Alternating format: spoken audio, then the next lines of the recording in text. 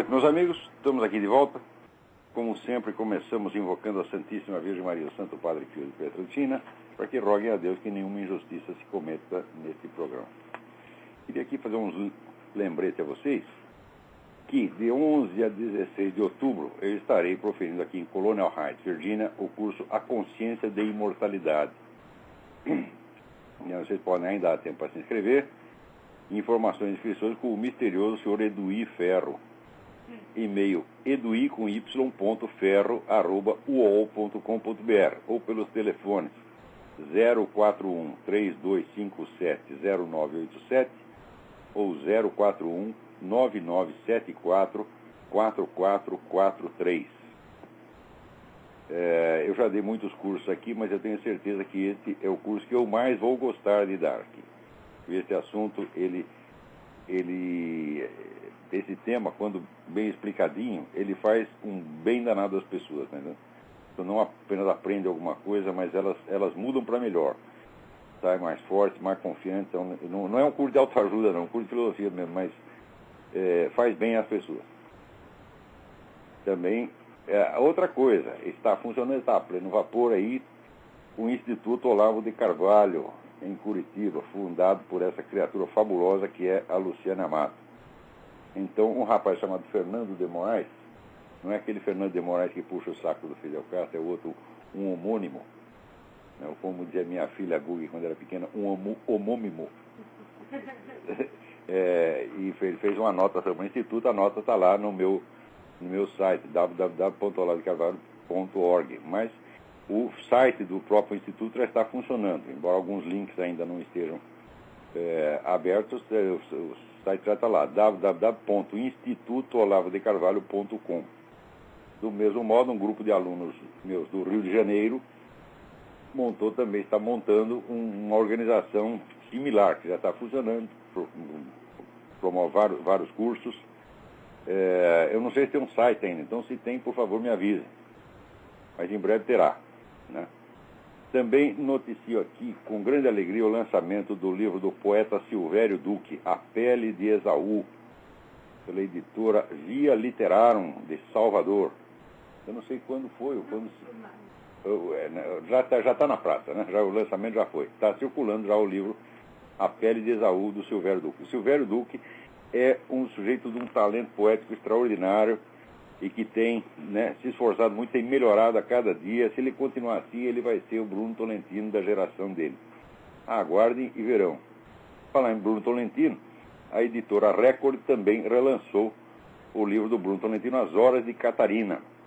Desta vez, acompanhado da peça inédita, A Andorinha ou A Cilada de Deus. E o Bruno deixou pronto um pouco antes da sua morte, em junho de 2007.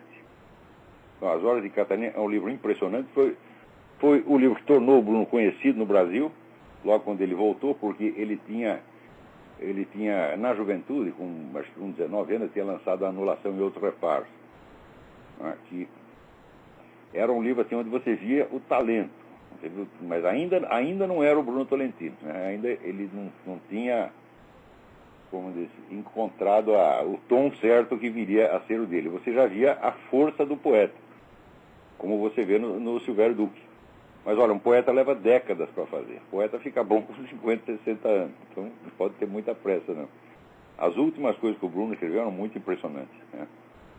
Também foi lançado aí pela Realizações mais uma tradução do livro do Mortimer J. Adler e Charles Van Doren, Como Ler Livros. Esse livro é indispensável para a educação. Eu digo que eu comecei a minha educação fazendo duas coisas. Uma, lendo a história da literatura ocidental do Otto Mayer Carpo, anotando os nomes dos autores e indo atrás dos livros deles. E a segunda, lendo e praticando o método do Adler, que naquela época circulava numa primeira edição brasileira, né, sob o título de Arte de Ler, lançado pela editora, eu creio que foi a editora Agir que lançou. Eu ainda até hoje eu gosto mais da primeira edição do livro. Depois o Mortimer Adler e o Charles Van Doren acrescentaram algumas coisas à técnica que me parecem não ser muito necessárias, né? Mas de qualquer modo ainda é o mesmo livro. E essa segunda edição que está circulando, que a Realizações acaba de lançar novamente, uma edição muito bonita, muito caprichada. E também a Realizações lançou o livro Memórias do Viktor Frankl, o que não está escrito nos meus livros, né? É uma coisa muito interessante. O Victor Frankl, a vida dele é tão interessante quanto o pensamento dele. O sujeito passou por 1001 peripécias e conheceu todo mundo que era importante no pensamento da época, então ele tem muita coisa para contar. Agora, baixando aqui, né, para a chamada realidade brasileira, né, está sempre um pouco mais abaixo do que ele espera. Veja para vocês verem a merda que está. Eu quero comentar duas coisas aqui e mostram para vocês a situação que nós chegamos, situação de absoluta psicose que nós chegamos. Então, eu estava lá, o senhor Zé Serra, fazendo um comício no Rio Grande do Sul, né? E dizendo que ele vai ser um gaúcho na presidência. Eu não vejo por quê, por que ele está se chamando, né? O Zé Serra é gaúcho, porra, nunca ouvi falar disso.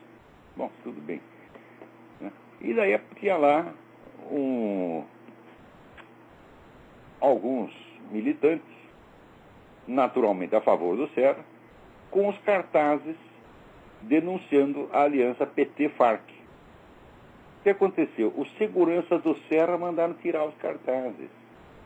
Quer dizer, mas vê que merda, porra. Os caras estão lá ajudando a sua candidatura, né, tirando um proveito daquilo que o seu próprio candidato a vice falou, tá certo? E tentando, né, dar ao público uma ideia de que você é ligeiramente macho, e você vai lá e contesta. Eu, macho, não, jamais, jamais, jamais, jamais. Eu sou um puxa-saco, né, incoercível. Eu não consigo ver um saco sem eu pendurar e puxar. O Zé Serra não consegue, gente, não consegue parar de puxar o saco dos próprios inimigos dele. Quando você vê as coisas horríveis que eles falam sobre o Zé Serra, algumas verdadeiras, outras falsas, né, e ele não pode falar uma palavrinha contra eles. Você vê, mas essa noção de polidez que se impôs no Brasil é uma coisa impressionante, porque você vê, né, outro dia, por exemplo, eu vi um debate lá na Câmara dos Comuns, na Inglaterra, que tinha um deputado lá, Daniel, esqueci o nome do sujeito, discutindo com o primeiro-ministro, o Gordon Brown. O que ele falava do Gordon Brown era assim, um negócio de enfiar a cabeça na privada e puxar descarga, tá entendendo?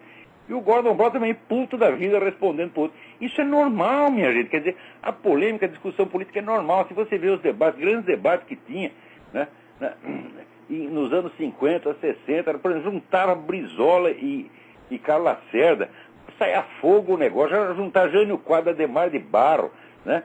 Um só faltava voar na goela do outro, falava coisas horríveis, e eram coisas verdadeiras, porque daí toda a merda escondida vinha à tona, né? Agora não, né? Um ajuda a esconder a merda do outro, porra.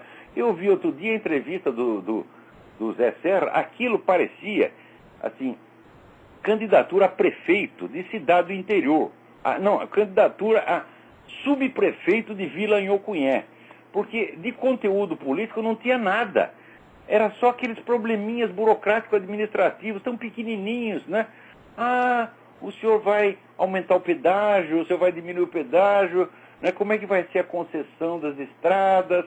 É coisa assim de interesse de 3 ou 4 grupinhos, só besteirinha, né? Política mesmo não se discute. A revolução latino-americana que está aí em curso não se discute. A matança anual de 50 mil brasileiros não se discute. Nada de sério, nada de verdadeiro, só picuinha. O Zé Serra, evidentemente, estava sentindo muito à vontade, porque é disso que ele gosta, né? A mensagem dele para vocês, olha aqui, eu não sou um político, eu sou só um gerente de supermercado, tá entendendo? E vou fazer tudo direitinho, né? Vou grudar os precinhos direitinho, vou consertar os carrinhos para você levar as latas, né? É isso, né? É uma coisa aviltante. Agora, quando chega lá os moleques querendo ajudar o Zé Serra, porra, né? Quer dizer, foram lá, o Zé Serra poderia até adquirir alguma fama de ser vagamente macho depois disso. Ah, mas ele não pode admitir uma coisa dessa. Oh, meu Deus do céu! Quer dizer, eu ainda estou pensando, eu falei, olha, eu vou ter que tomar aqui uma injeção de morfina para votar no Zé Serra, porque o Engove não basta mais. Para votar no FHC eu já tomei 3 sacos de Engove, né? Agora eu falei aqui, para votar no Zé Serra precisa morfina, porra, né? Agora também não sei se a morfina vai funcionar depois dessa, porra. Quer dizer, Que coisa! Né? Olha, aqui, foi lá no Rio Grande do Sul. O Rio Grande do Sul é o lugar certo para falar isso, por quê? Porque o Olívio Dutra, ele recebeu oficialmente no Palácio do Governo os líderes das Farc, porra. Puxava o saco dos caras. É o Olívio Dutra, aquele mesmo que é campeão de punheta. Né? E depois... é mesmo, acredito. Só que é punheta mental. Ele fazia assim na testa, né? Esfregar a testa e...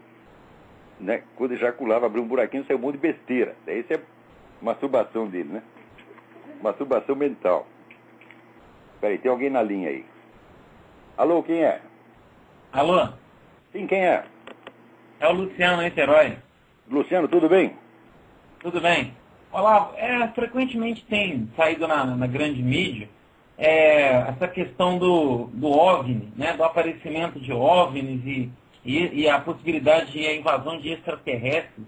Eu particularmente não acredito muito nisso, porque se eles realmente fossem seres evoluídos e tudo mais, eles viriam aqui, bateriam um papo com a gente. Então o que o senhor acha que isso aí realmente, no fundo, por trás dessa história, o que tem, hein? Não, eu acho que a invasão dos OVNIs é verdadeira, porque eu mesmo sou um deles.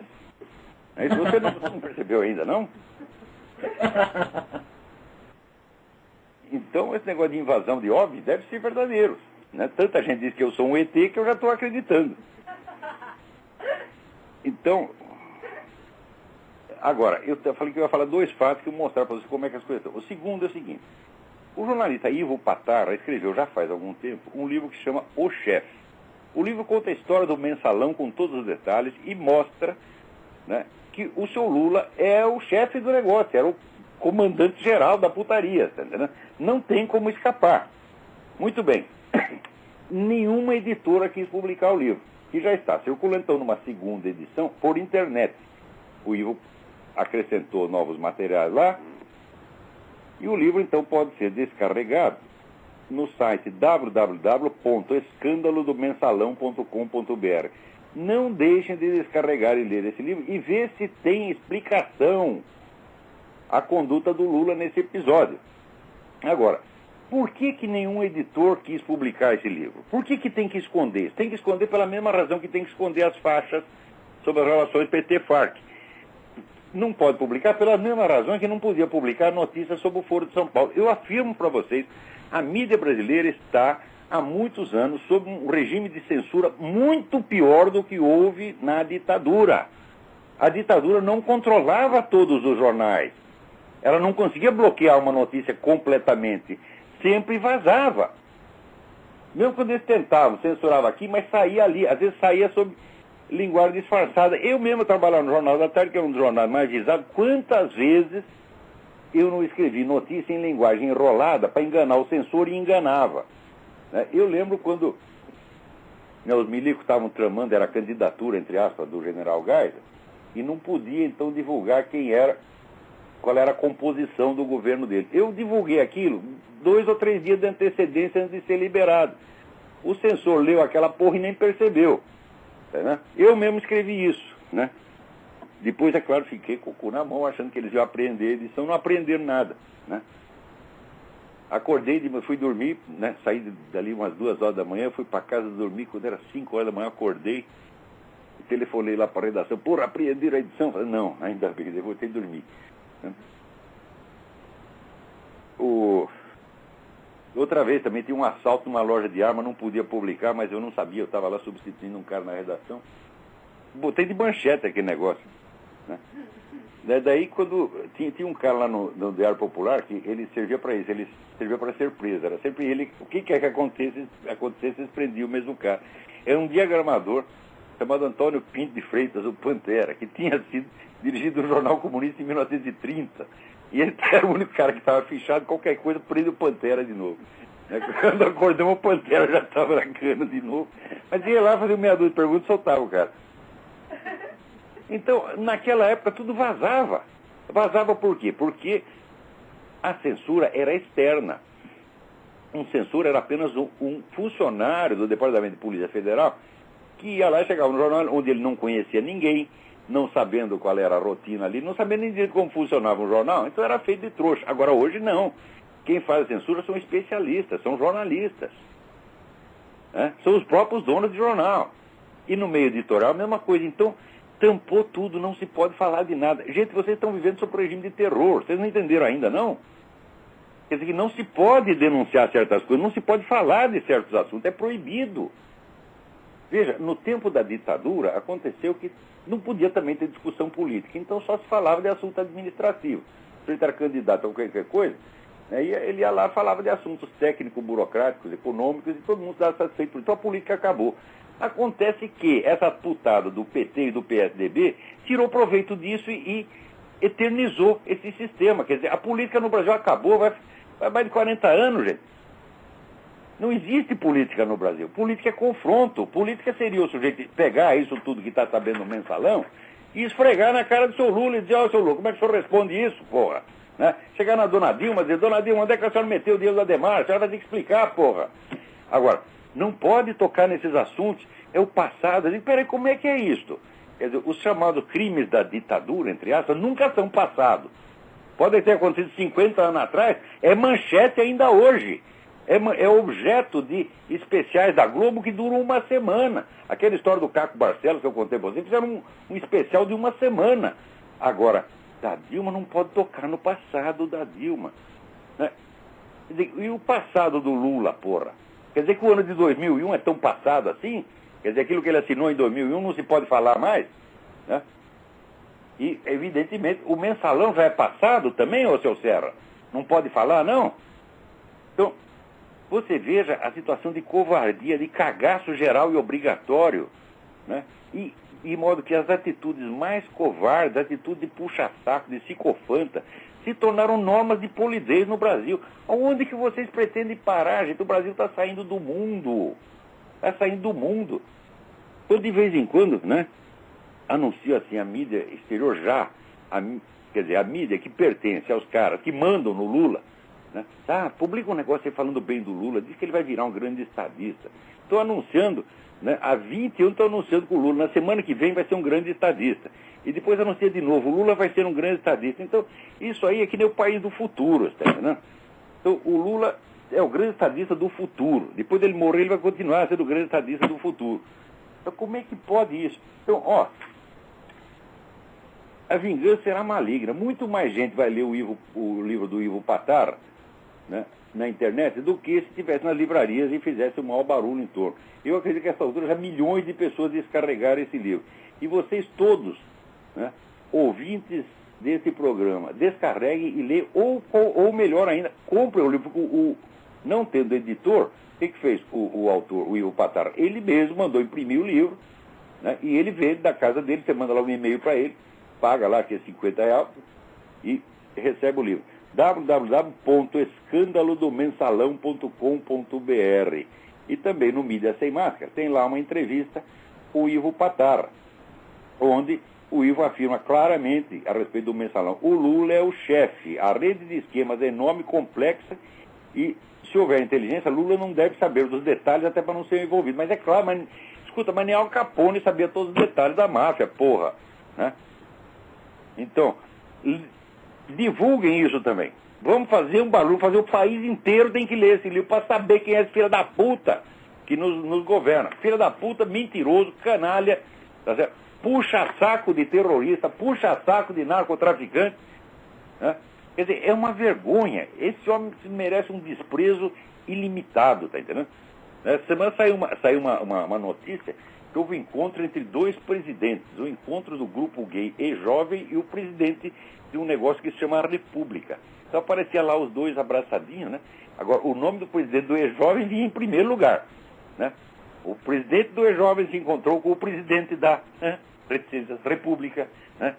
Porque o Lula é puxa-saco de gay, tá certo? Tá lá ele financiando essa escola lá para os meninos, né, aprender a ser gay já desde pequenininho, né? A próxima etapa, evidentemente, será explicar a eles que eles não devem praticar isso só entre eles, mas também com os seus professores. Né? Isso aqui já estão ensinando, né? A luta pela liberação da pedofilia aqui já é um negócio impressionante. Não é liberação, valorização da pedofilia, né? Porque, afinal de contas, o sujeito vai lá e come um menininho de 3 anos e explica: não fui eu que queria comer ele. Ele que tem o direito de ser comido por mim, né? E vocês Isso aí é um direito humano fundamental, né? Olha, eu também acho que é. O direito de ser enrabado, todos nós o temos exercido, todos nós brasileiros o temos exercido há muito tempo, tá certo? Estão fazendo pedofilia com a gente, né? Tem alguém na linha aí, quem é? Alô? Alô? Alô, é o André da França? André da França, tudo bem, André?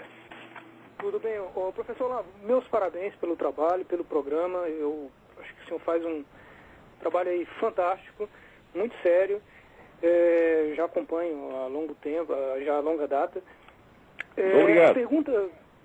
A pergunta é com relação à questão aí dos 3 poderes mundiais, né, que o senhor já citou isso várias vezes, e que, bom, a gente que está em busca aí da verdade, às vezes vemos algumas coisas, atitudes, né, de alguns governos, e sempre perguntando, poxa, tem alguma coisa estranha, né, tem algo por trás, mas chegar a essa conclusão é algo muito difícil. Eu acho que o senhor sintetizou muito bem, né, essa coisa dos 3 poderes, porque realmente as peças se encaixam perfeitamente, né? E desses 3 poderes, né, o comunismo, o islamismo, bom, que aqui na França, na Europa, é uma coisa absurda, é notório essa invasão aqui, e o grupo dos milionários, desses 3, nós podemos considerar que o comunismo seja o pior deles? Olha, na verdade eu não sei julgar. Evidentemente, em termos de violência, nada se compara com o comunismo, nem mesmo o nazismo chegou a cometer crimes naquela proporção. Você vê, as vítimas do nazismo são 20 milhões, agora as do comunismo são mais de 100. Quer dizer, a conta pelo livro do comunismo é uma conta, como se diz, conservadora, né, no sentido que a palavra tem em medicina, quer dizer, você diagnostica por baixo, né? Mas os outros também, é difícil você julgar isso aí, porque existe o problema da cumplicidade. Por exemplo, agora saiu o livro do Chuck Morse, né, mostrando a cumplicidade entre esses radicais islâmicos e o nazismo durante a guerra. Liu muito bem. Chuck Morse é um radialista daqui de Chicago, acabou de publicar um livro muito importante sobre isso.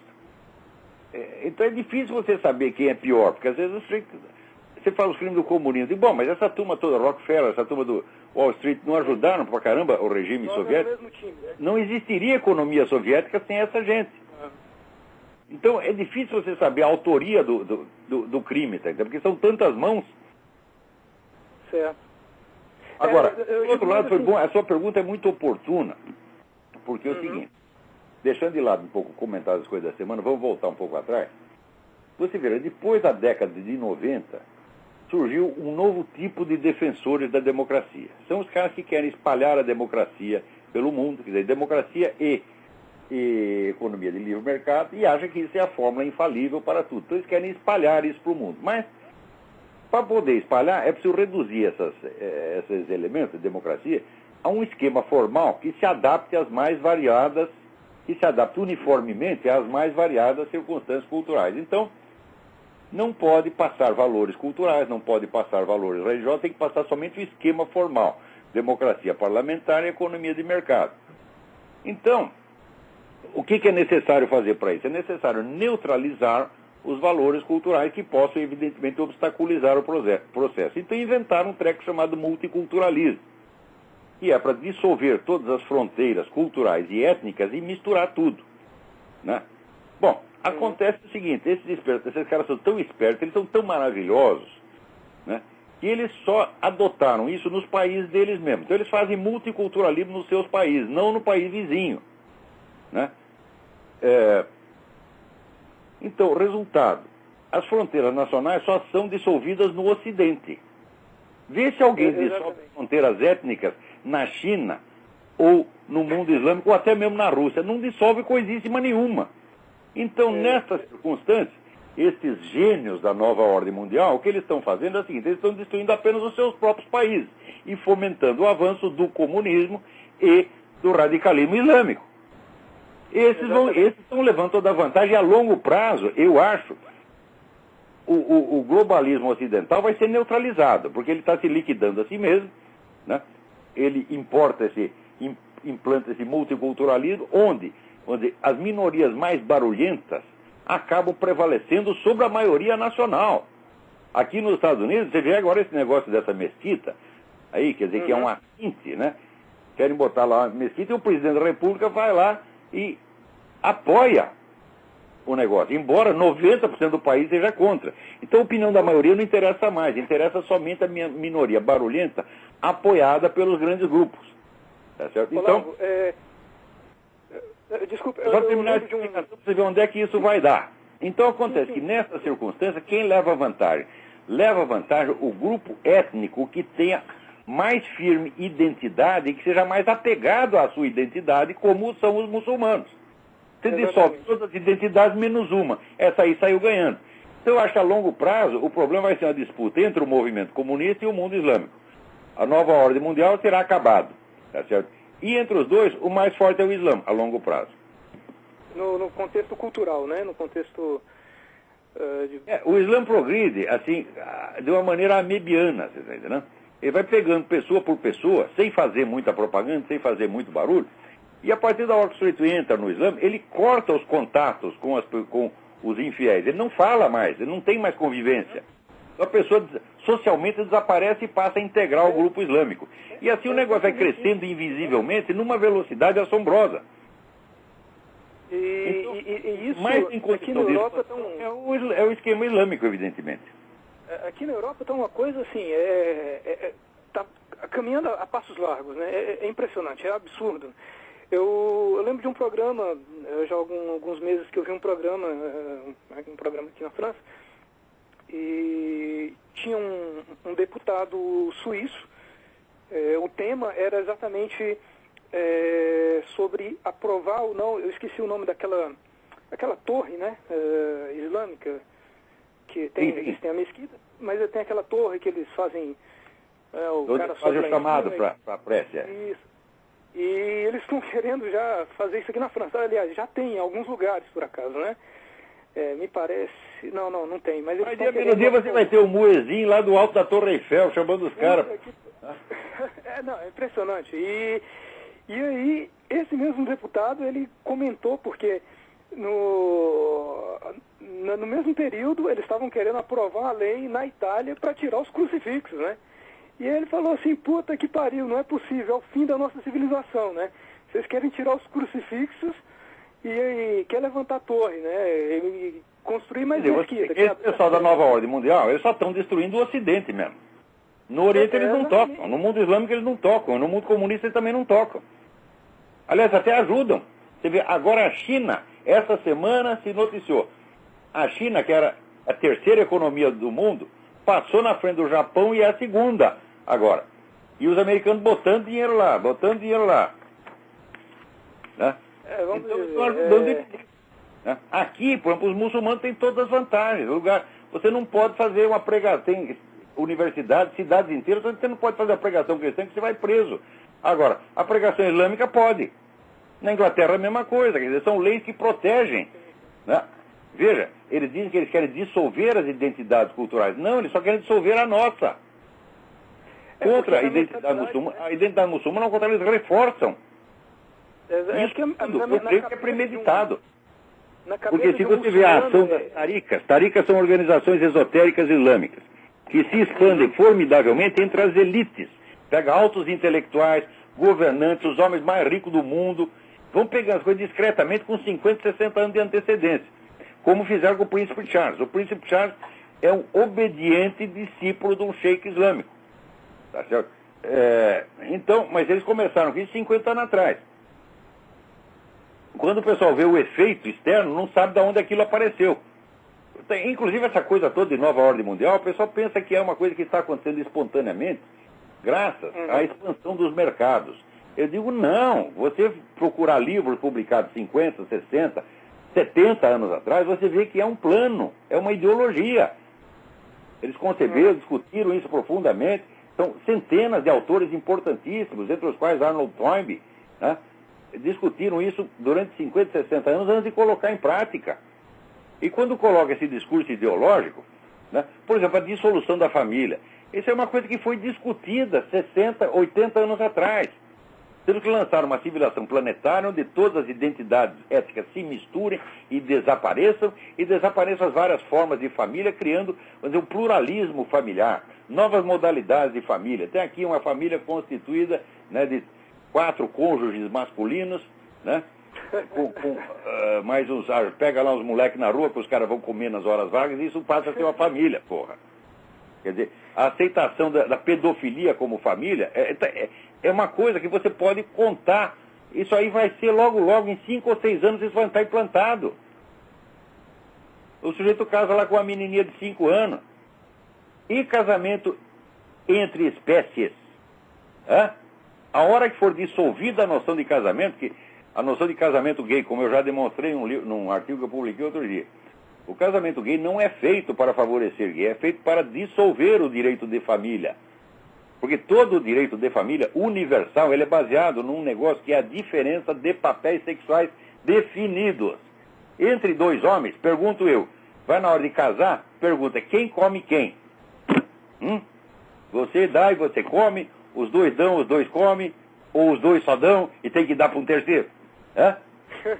Não dá para definir isso aí. Então isso quer dizer que a simples noção de matrimônio vai para as cucuias. Quer dizer, qualquer associação entre seres humanos vai ser denominada matrimônio. Porque eu faço uma associação comercial com o sujeito, olha, eu não como você, você não me come, nós estamos aqui só para ganhar dinheiro, mas nós vamos chamar de matrimônio porque nos convém. Nada pode impedir que você faça isso, né? Eu pego aqui o meu cachorro, o Big Mac, e digo, agora eu vou casar com o Big Mac, porra. Você está entendendo? E ninguém vai poder me impedir. Então, o direito de família inteiro, que levou 20 séculos para construir, desde o tempo do romano, que é um negócio de uma complexidade enorme, é como se fosse um relógio suíço. Eles que estão fazendo, eles estão metendo um chiclete no meio da engrenagem do relógio suíço. Não vai funcionar mais. Você tá entendendo? Então, nesse caos, você cria um caos cultural no qual o único princípio de ordem será a intervenção da autoridade mundialista. Então você vê, de um lado tem os chamados liberais, né, pregando aí, nós temos que expandir a democracia, a liberdade de mercado, etc, etc. E do outro lado vê o pessoal esquerdista, comunista, dizendo nós temos que aumentar a autoridade, aumentar o poder dos organismos multinacionais. Ora, uma coisa casa com a outra maravilhosamente, porque se você expande os mercados, então é o seguinte, o direito comercial tem que ser uniformizado, porra. Você está entendendo? Então não pode haver mais um direito comercial nacional, tem que haver um direito comercial internacional. Se existe um direito comercial internacional, tem que ter um tribunal comercial internacional. Então pronto, está aí constituída. Se você quer, né, a expansão ilimitada dos mercados, então você quer um tribunal civil internacional para regular o mercado. Então o que a direita, entre aspas, está pedindo é exatamente o que a esquerda está pedindo, porra. Um pede por um motivo, o outro pede por outro motivo, né? Um quer enrabar você e o outro quer que você dê o cu para ele, entendeu? E essa é toda a divergência que existe atualmente. Pois é, Olavo, e é impressionante, quando nós pegamos essas peças e começamos, né, e claro, pessoas aí como, né, como o senhor e tal, e outros pensadores também que vêm nos auxiliando com seus pensamentos, e começamos a juntar essas peças, vemos que realmente é algo real, é algo presente, só não vê quem não quer, né? Claro, agora você vê que muito do que circula de informação a respeito de nova ordem mundial só pode ser compreendido à luz da competição entre os 3 grupos globalistas. Por exemplo, nos últimos anos, o que saiu a respeito do Bilderberg, do grupo Rockefeller, etc., etc., é uma monstruosidade da biblioteca inteira. Quando você vai ver, tudo isso vem da Rússia. Então, é um dos esquemas globalistas que está denunciando o outro. Isso não quer dizer que as informações que estão colocadas ali sejam falsas. São verdadeiras, só que está ocultando um esquemão, está ocultando o outro esquemão, tá entendendo? Então a gente, olha, para estudar esse assunto, a pessoa tem que estar com muita seriedade, com muita firmeza e disposto, vamos dizer, a levantar 1000 hipóteses erradas para você acertar na milésima se conseguir acertar. Não é essa coisa de sair berrando aí que nem Alex Jones, não, temos que denunciar a nova ordem. Calma, Alex Jones, inclusive, Alex Jones obviamente trabalha para os russos, né? É coisa evidente. Alex Jones, o o tal do William Engdahl. Isso aí é tudo pessoal que trabalha para os russos. Então a finalidade deles é botar em evidência um esquema global para esconder o outro. Porque é muito mais fácil. Veja, aqui nós estamos nos Estados Unidos, é a terra da informação. Aqui tem o Freedom of Information Act. Aqui você descobre o que você quiser. Só não fica sabendo das coisas se você não quiser. Agora, então é muito mais fácil você obter informação sobre pactos secretos, entre aspas, feitos por Rockefeller, do que você descobrir alguma coisa sobre o que se passa na Rússia. Onde até hoje é tudo fechado. Né? Então, aquele sobre o qual tem mais informação se torna mais visível. Isso cria uma ilusão de ótica. Você tem a impressão que é o Rockefeller que está decidindo até o que a Rússia faz. Você está entendendo? Então, essa ideia de que existe uma central global mundial não existe. Existem três. E elas estão em competição. Às vezes colaboram com os seus interesses. Mas as três têm fontes independentes. Pois é. Olavo, é um prazer. Obrigado aí pelos esclarecimentos. Eu vou acompanhar aqui, vou ligar e vou continuar acompanhando. Obrigadão. Obrigadão. Obrigado. Agora, essa semana aqui eu recebi uma notícia de que o blog do Júlio Severo está bloqueado em certos lugares, não conseguem acesso. Né? E parece que alguém lá andou classificando o blog do Júlio Severo como blog de ódio. Né? Então, olha, de fato, hoje em dia a coisa mais fácil é você tapar a boca do seu inimigo. Você diz que ele está fazendo discurso de ódio e pronto, vem a ONU, vem até a Organização Mundial da Saúde, fala que você é insalubre e cala a sua boca. Você está lá pregando o evangelho. O evangelho é discurso de ódio, porra. Está lá o discurso de eu não vim trazer a paz, mas a espada. Isso é discurso de ódio, você está querendo matar as pessoas. Tá certo? Então até o evangelho virou discurso de ódio. Então, qual é a surpresa? Né? Agora, veja, a internet, ela ainda é um campo onde você pode exercer a liberdade de expressão se você souber contornar essas coisas. Né? Eu sugiro o seguinte, você faz lá, programa o seu site, para ele ser reproduzido automaticamente com outro endereço, toda vez que for bloqueado. Então bloqueia 1 bilhão de vezes, 1 bilhão de vezes aparece outro endereço. Dá para fazer isso. Nós vamos ter que recorrer a esses estratagemas. Né?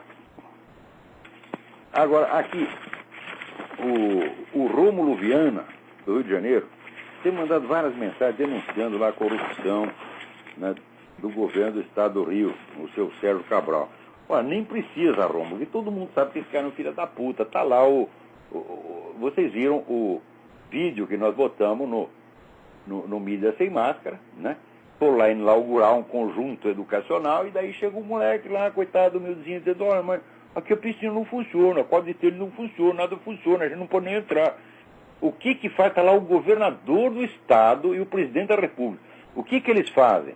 Ouvem atentamente o menino com a educação e o respeito, o carinho que se deve, né, aos mais jovens. Pergunta, o que foi, meu filho? Daí, da sua denúncia, vamos anotar aqui, vamos investigar para ver que merda está acontecendo. Não, caíram de pau no moleque. E o Lula, preocupadíssimo, vira lá para o assessor e fala, pô, isso vai dar um prejuízo político para nós. Ele está preocupado com o prejuízo político e não com o atendimento à infância do Rio de Janeiro. E o governador ainda grita com o rapaz, diz, seu sacana, cala a boca, seu otário, é um cafajeste, filha da puta! Por que não vem falar isso pra mim? Vem aqui na minha cara, dizer que eu sou sacana, que eu sou otário, e enche sua cara de porrada, seu bosta. Né? Mas não é homem, isso aí não é homem, tá entendendo? Não é homem pra falar. Pô, fala assim com um menino. Né? Se chegasse lá um negão de 2 metros, eles iam responder assim, não. Ah, mas é um neguinho pequenininho, então vamos cair de pau nele, porra. Que é isso? Olha, o que eu acho, às vezes fico meditando essas coisas, e vendo, esse pessoal tem mentalidade sociopática, eles não têm os sentimentos normais.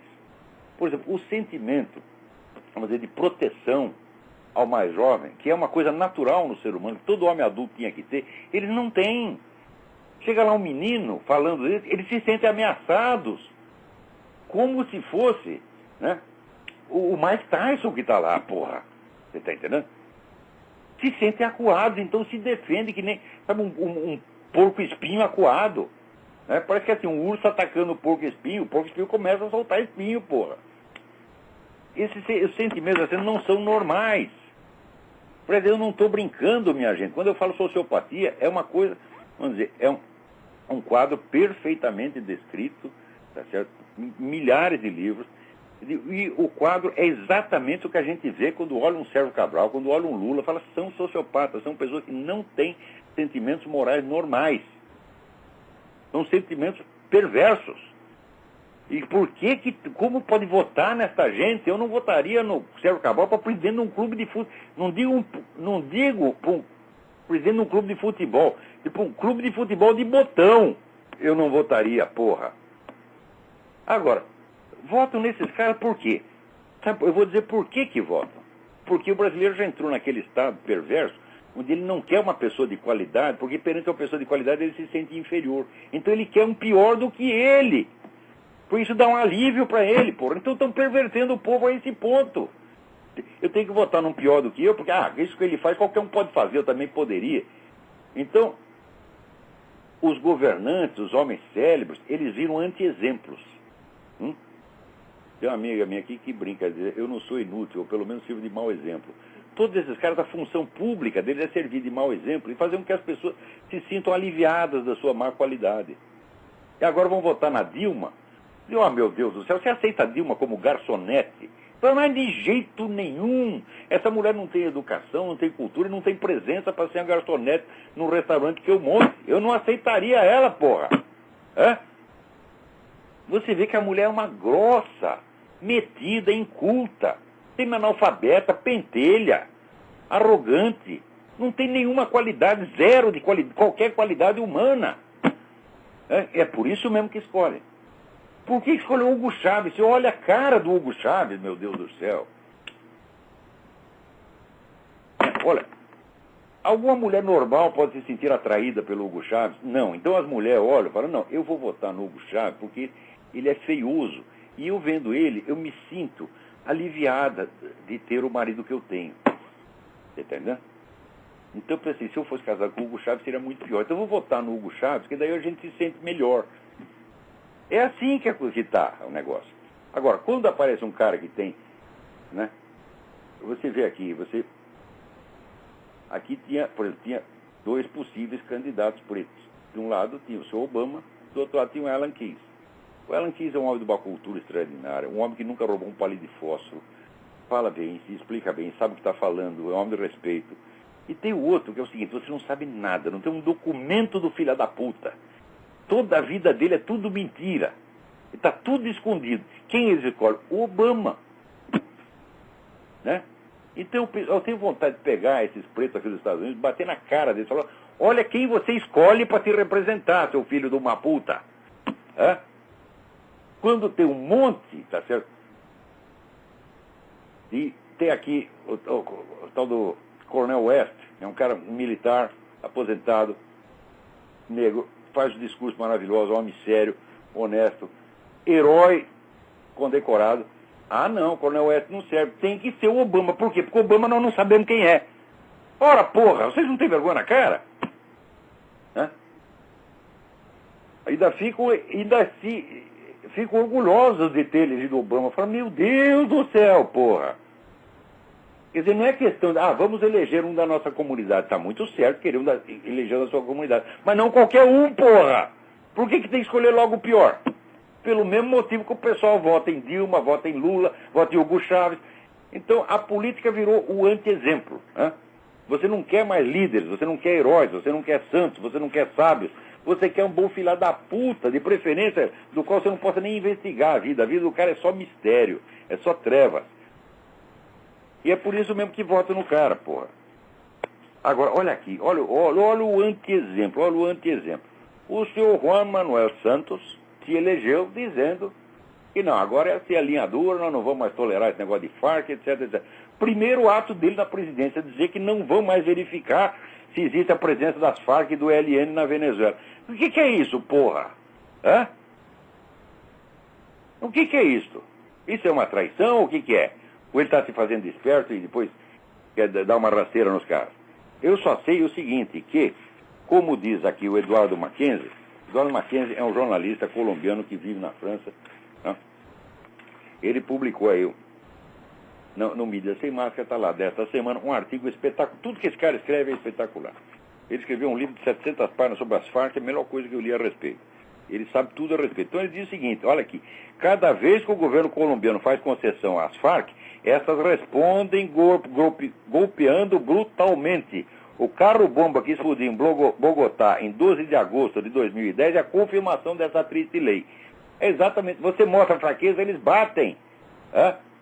Aqui, como dizia aquele sujeito que foi secretário da Defesa aqui, até esqueci o nome do cara, porra. Putz, eu tô ficando velho mesmo. O Rumsfeld, Donald Rumsfeld, ele dizia, a fraqueza atrai a agressividade. Isso é a coisa mais óbvia do mundo. Isso aí, Santo Tomás de Aquino já dizia, sabe qual é a diferença entre o medo e o ódio? Você vê o inimigo. Se ele é mais fraco, você o odeia. Se ele é mais forte, você tem medo. Então, é a mesma coisa. Então, você pôs o rabo entre as pernas, você vai apanhar. Então, aí, senhor Santos, o senhor foi ministro da Defesa, o senhor já conhece essa gente. Vai se deixar enganar por Hugo Chávez, meu Deus do céu. O que é isso, pô? Então, mostrou fraqueza, bomba nele. É isso que aconteceu. Então, vamos esperar. Aqui foi lá Lula, todo mundo lá fazer pressão em cima do Juan Manuel Santos. Ele bobeou, ponto, levou bomba. Né? Agora, olha aqui.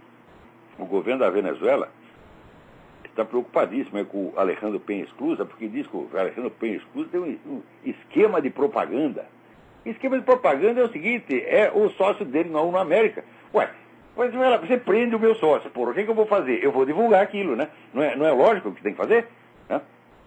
Não é nenhum esquema. Aliás, a maior parte das pessoas que tem escrito sobre Alejandro Penha Esclusa não tem relação nenhuma com a ONU América. Eu não tenho merda nenhuma a ver com a ONU América, nem com organização nenhuma. Eu estou divulgando o caso porque eu estou escandalizado pessoalmente. Por quê? Vem com o rótulo, Alejandro Penha Esclusa é um terrorista. De qual é a prova? A prova é que ele foi apontado como contato de um outro sujeito que também não está provado ser terrorista, que é o tal do Chávez Abarca. O Chávez Abarca, cadê o Chávez Abarca para a gente conferir com ele se o Alejandro é contato dele? O Chávez Abarca está inacessível em Cuba. Interroga o sujeito e manda para Cuba, quer dizer, para sumir com o cara e ninguém poder verificar o que ele disse. Agora, mesmo se ele dissesse, o Alejandro Penha é meu contato, cadê a prova de que o Chávez Abarca é terrorista? Ele só está fichado na polícia como um ladrão de carro, tá certo? É um Zé Mané, tá entendendo? É um ladrãozinho pé de chinelo. Então, um ladrãozinho pé de chinelo, vamos dizer, artificialmente promovido a terrorista, é tido como autor de uma denúncia inacessível que você não pode conferir, né? Então, é claro que isso aí é um escândalo. Não é porque o Alejandro Penha é meu amigo, né? A minha relação com o Alejandro Penha é exclusivamente uma amizade pessoal. Não tenho compromisso político nenhum com ele. Inclusive, no prefácio do próprio livro dele, deixei claro minhas divergências com relação a ele. Então, não participo do programa do Alejandro Penha Esclusa. Agora, admito que é um homem de um valor humano excepcional. É um herói nacional. E é um homem de uma honestidade, de uma sinceridade brutal, que você pode perguntar qualquer coisa sobre a vida política dele, ele te conta tudo. Tá certo? Isso eu sei porque estou falando por experiência. Então, perto dele, esse Hugo Chávez é, assim, nem minhoca, é um cocô de minhoca, comparado com o Alejandro Penha. Então, pô, o homem na cadeia, o que você espera que a gente faça, hein? E fique tudo de braço cruzado, quietinho? Ele não pode falar? Então, você fala, tem um esquema de propaganda internacional. O que é isto? Hã? Agora, quando prende o cara da Farc, aí sim é esquema. Hã? Porque vem através de um site, atenção, presta atenção. Essa barulheira que fazem para proteger Farc é através de um site espanhol chamado Nodo 60, que é onde se agrupa todos os sites comunistas do universo. É uma organização única. Né? Então, você quer fazer um protesto qualquer, põe lá no Nodo 50, em 5 minutos aqui eles param para o mundo. Olha só como é que é o negócio. Agora, aqui não. Quem me disse que eu devia escrever sobre Alejandro Penha Esclusa? Foi o cara da ONU América. Ele nunca me viu, não sabe nem quem sou eu. Não tem nem meu telefone, nem meu endereço, nem coisa nenhuma. Ele não me pediu merda, não. Eu escrevi porque quis. No caso do coronel Alfonso Plaças, mesma coisa. Eu estava lá na Colômbia quando aconteceu a merda. Eu li o processo e vi. Isso aqui é a coisa mais absurda do mundo. Por quê? O que os caras fazem? Eles escondem 11 cadáveres e acusam o coronel de ter desaparecido com os cadáveres.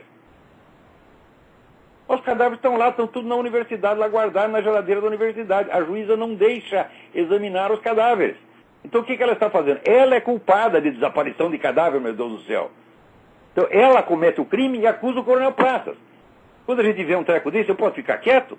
Falo, o que é isso, pô? Eu não tenho nenhuma vocação política, eu gosto aqui de ficar ensinando as pessoas a consciência de imortalidade, a filosofia de Platão, Santo Tomás de Aquino, Duns Scott. É isso que eu gosto. Eu estou fazendo isso aqui de política por obrigação, quer dizer, alguém tem que fazer a parte sua do serviço, não aparece ninguém, né? É a mesma coisa, olha, se você tem um sujeito que mora na sua casa, o sujeito não toma banho há 15 anos, você está entendendo?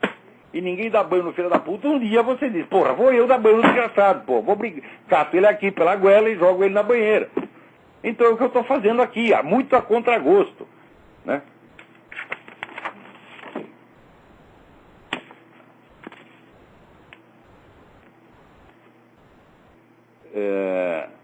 Aqui, o novo livro de Fidel Castro deve ser uma obra-prima.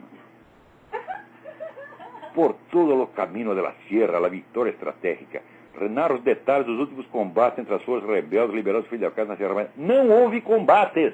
Não houve combate. Isso é uma farsa. Está lá tudo contado no livro do Humberto Fontana, né? Sobre o Fidel Castro e sobre o Che Guevara. Não teve combate nenhum, porra. Batista foi derrubado pela embaixada americana. A embaixada americana chegou, falou para ele, sai daí, filha da puta. Ele saiu. Não havia mais o que combater. Foram os americanos que botaram o Fidel Castro lá, porra. E depois o cara ainda vai reclamar. Aqui é sempre assim. Tá vendo? Ó, a ajuda comunista, ele depois põe no seu cu. Sempre foi assim, porra. E olha aqui, ô Serra. Você protegendo aí o PT, protegendo a reputação do PT, você vai ver o que eles vão fazer com você. Aliás, já estão fazendo. Lê lá no vermelho.org, lê lá no site do próprio PT, as coisas que falam, dizem a seu respeito. Lê aquele merda do Paulo Henrique Amorim, as coisas que ele diz a seu respeito. Então, significa o seguinte, você está dando a eles o monopólio do direito de acusar. Só eles podem acusar, você tem que enfiar o rabo entre as pernas. E, fazendo isso, você quer nos obrigar a fazer a mesma coisa. Pois, ó, você pode ficar quieto, porque você pode enfiar o seu rabo onde você quiser. Tá certo? Mas nós não vamos seguir o seu exemplo, não. Agora, olha aqui que beleza. Saiu no próprio UOL. O número de assassinatos no Rio de Janeiro no primeiro semestre desse ano é mais do que o dobro das mortes civis no conflito do Afeganistão durante o mesmo período. Olha só. No Afeganistão, hein? Agora eu falei, no Brasil, o Brasil tem uma guerra do Iraque por ano. Porque o total de mortes ali do Iraque é mais ou menos isso, 50 mil. O Brasil tem um por ano. E ainda ficam falando, violência no Iraque, etc, etc. Agora a guerra está no Afeganistão.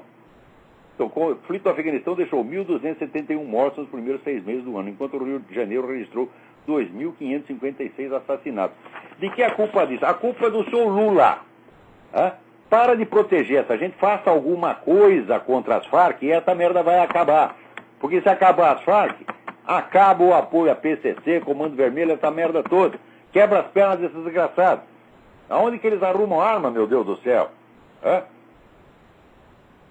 Tá aqui, não está lá o Fernandinho Beiramar, que confessou que durante anos trazia a arma do Líbano, para trocar por coca. Ele ia lá, entregava as armas, o pessoal da Farc dava coca para ele vender para as criancinhas brasileiras. Um ato benemérito. O cara já contou toda a história. Agora, o Fernandinho Beiramar está lá em posição de segurança máxima contra as declarações. Ele não pode falar nada. Porque levaram o cara no Congresso, ele gozou da cara dos congressistas, humilhou os caras, para não falar nada. Não conseguiram arrancar dele uma única palavra. Agora, então isso aí não pode investigar, mas a vida privada do cidadão pode investigar sim, porque olha aqui. O pessoal do recenseamento no Brasil está já pedindo nomes dos moradores dos domicílios. Você tem que dizer que quem mora lá, porra. Você está entendendo? Olha aqui. O que é isso, porra? Que recenseamento? Isso não é recenseamento, isso aí é polícia. Existe um grande risco real de vazamento de informação, mas o vazamento é automático, meu Deus do céu. Isso é que nem o projeto Sivan, né? Bota lá os radares na Amazônia, essa coisa toda. Veja você, e passa a informação direto para a USP. Ora, a USP é a central da subversão latino-americana. Passar para a USP, meu filho, é passar para o Foro de São Paulo. E passar para o Foro de São Paulo é passar para as Farc. Então está lá o exército brasileiro super equipado, com radares, etc, para trabalhar para as Farc. E os caras consentem nisso. E ainda ficam contentes que quem ganhou o projeto foi a firma americana na qual eles apostavam e não a francesa, que era apoiada pelos comunistas. Falaram, olha, tem duas firmas, as duas propõem fazer o mesmo serviço para os comunistas. Né? E vocês topam isso. Né? Agora aqui, ó, morreu aqui mais uma meia-irmã do Obama que ninguém sabia que existia. Olha aqui, mas nem a família do cara pode ser conhecida. Porra, pois ele não tinha uma tia que estava morando aqui ilegalmente e que de repente apareceu, né? Então não se sabe nada da origem do cara, da família dele, não se pode saber. Né? Agora, para não dizer que é só na política que está na merda, aqui, fizemos lá, né,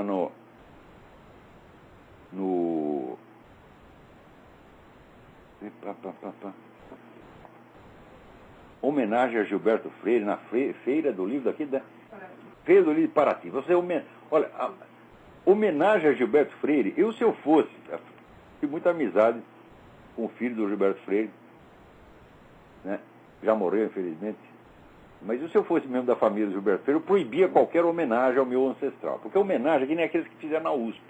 Reúne um bando de filha da puta invejoso, tá certo? E põe tudo para falar mal do velho. Isso é homenagem. Então agora chega lá esse merda do FHC, né? Dizer que o Gilberto Freire é racista. Eu digo, então o conceito de racismo mudou. Porque na época ele ficou famoso por ele ser o grande promotor da cultura negra, da mestiçagem, dos mulatos, etc, etc. Né? Inclusive o pessoal reacionário na época não gostava dele por causa disso. Agora isso virou racismo, porra. Ele inverteu o sentido da palavra e está lá o Fernando Henrique legitimando, né, esse estelionato verbal.